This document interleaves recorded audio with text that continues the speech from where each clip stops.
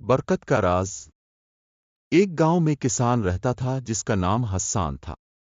हस्सान बहुत मेहनती, ईमानदार और सादा तबीयत का शख्स था।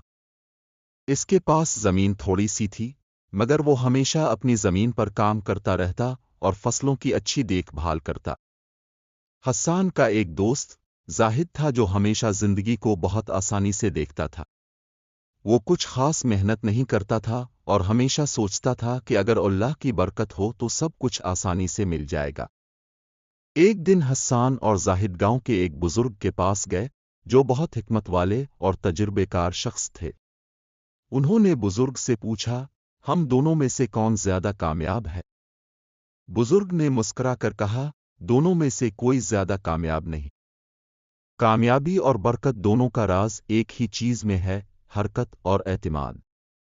हस्सान ने हैरानी से पूछा, हरकत और बरकत, इन दोनों का आपस में क्या ताल्लुक है?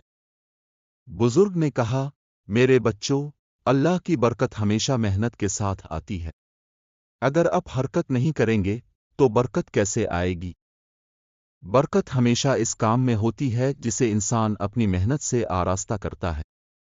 ये सुनकर हस्सान और जाहिद दोनों कुछ सोचते हुए वापस अपने घरों को लौट गए। अगले दिन से हस्सान ने अपनी जमीन पर और भी ज्यादा मेहनत शुरू कर दी। वो सुबह सवेरे उठता, जमीन जोतता, बीज बोता और फसलों की देखभाल करता। वो कभी भी काम में सस्ती नहीं करता था, चाहे मौसम कैसा भी हो, वो हमेशा हरकत में रहता था। दूसरी तरफ जाहिद ने सोचा कि अगर अल्लाह की बरकत सिर्फ मेहनत से आती है तो वो भी इस पर ईमान रखकर अपने काम को शुरू करेगा। लेकिन इसने सिर्फ चंद दिनों के लिए कोशिश की, फिर जब नताइज फौरन सामने न आए तो वो थक हार कर बैठ गया। महीनों बाद हस्सान की जमीन पर फसल भरपूर हुई। इसकी मेहनत और लगन ने अल्लाह की बरकत को अपनी तरफ खींच लिया था।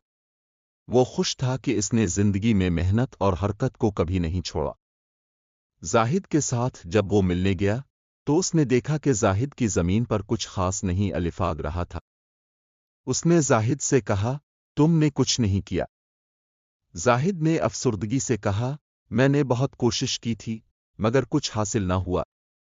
हस्सान ने मुस्कुराते हुए कहा, याद रखो, बरकत सिर्फ अल्लाह की तरफ से आती है, मगर वो हमेशा इस शख्स को मिलती है जो अपनी मेहनत और हरकत से इसके दरवाजे तक पहुंचता।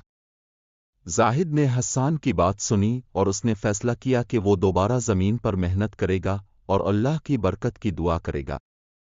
उम्मीद है कि आपको ये कहानी पसंद आई होगी। इस तरह की मज़ीद सबक आमोज़ कहानियों के लिए हमारे YouTube चैनल को सब्सक्राइब और शेयर लाजमी करें।